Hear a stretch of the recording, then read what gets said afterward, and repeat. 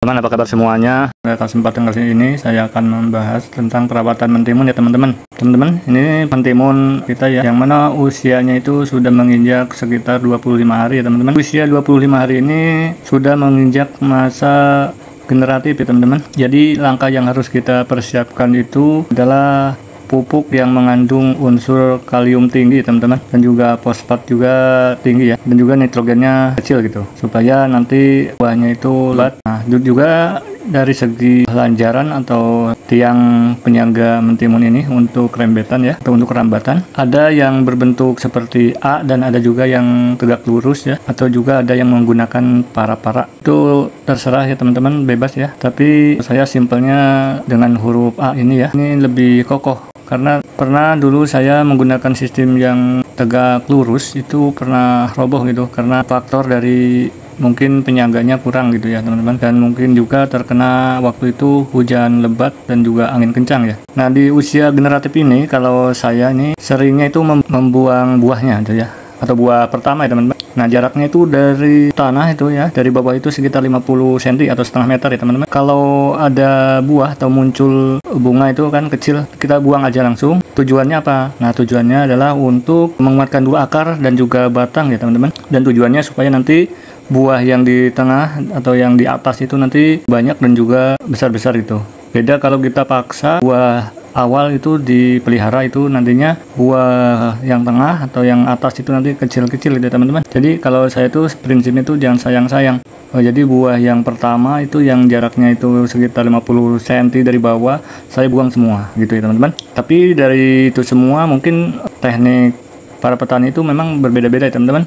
Ada yang membuang seperti yang saya lakukan, ataupun ada juga yang mempruning atau memangkas sulur ya, atau tunas airnya gitu ya teman-teman. Dan ada juga yang tidak diperlakukan apa-apa ya, jadi semuanya itu dipelihara semua dan juga tidak ada perlakuan perempelan atau pruning ya. Kalau saya sukanya seperti ini ya teman-teman, membuang 50 cm ke bawah gitu, pernah saya lakukan, dan juga memang alhamdulillah hasilnya itu sangat luar biasa gitu ya teman-teman, dibandingkan dengan teknik yang biasa-biasa gitu atau tidak diperlakukan apapun. Juga di sini usia menginjak generatif ini kita harus persiapkan juga pencegahan untuk lalat buah ya. Kalau saya seringnya menggunakan kurakron, dan juga ini ada sudah muncul ini bercak, itu juga kita harus segera melakukan penyemprotan fungi ya, fungisida. Juga ini saya biasanya mengaplikasikan 3 obat ya. Yang pertama adalah fungisida dengan merek Antrakol, dan juga yang kedua untuk merangsang bunga dan pembuahan yaitu MKP, dan juga insektisida untuk buah gitu, kurakron atau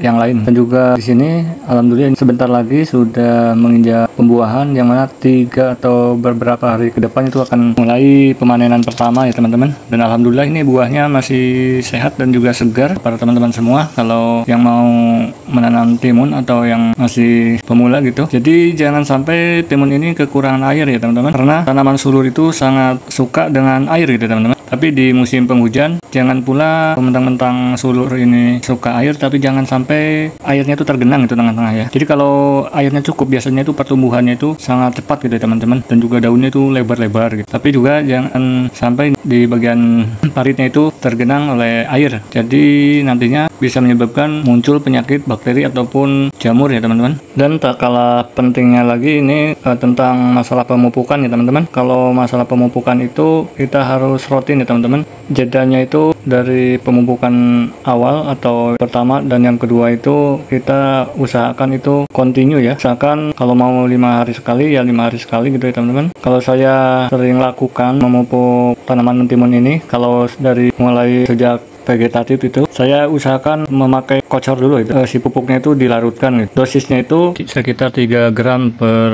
pohon ya teman-teman, dengan dilarutkan dengan air sekitar 250 ml atau 1 gelas itu ya teman-teman ya. Itu di usia vegetatif. Tapi kalau di usia generatif lebih baiknya itu kita menggunakan sistem tabur atau ditugal ya teman-teman, dengan cara menugal atau menabur per pohonnya itu sekitar 15 gram ya teman-teman. Atau kalau ditakar pakai sendok itu sekitar 1,5 sendok makan itu teman-teman ya. Dan juga jenis timun yang saya tanam ini adalah jenis timun merah Erina ya teman.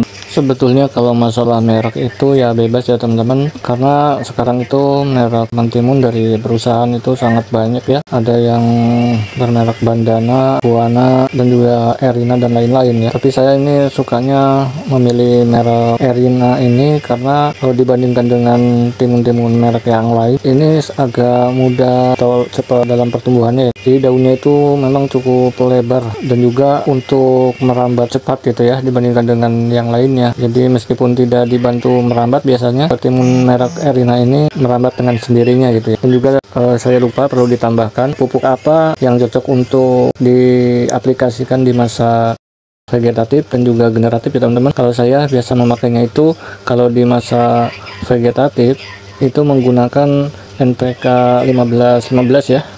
Dan juga untuk mau memasuki tahapan generatif yaitu di masa bunganya keluar, saya menggunakan NPK 16-16. Dan juga kalau yang sudah berbuah saya menggunakan NPK grower ya teman-teman, dari Mutiara itu, yang mana kandungan kaliumnya itu lebih tinggi daripada nitrogennya gitu.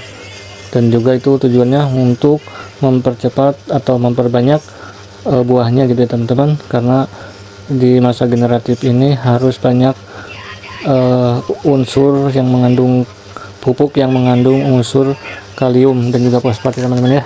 Nah, cukupkan sekian ya teman-teman, semoga bermanfaat ya. Sampai jumpa lagi ya teman-teman. Salam bertani dan juga semoga tetap semangat ya.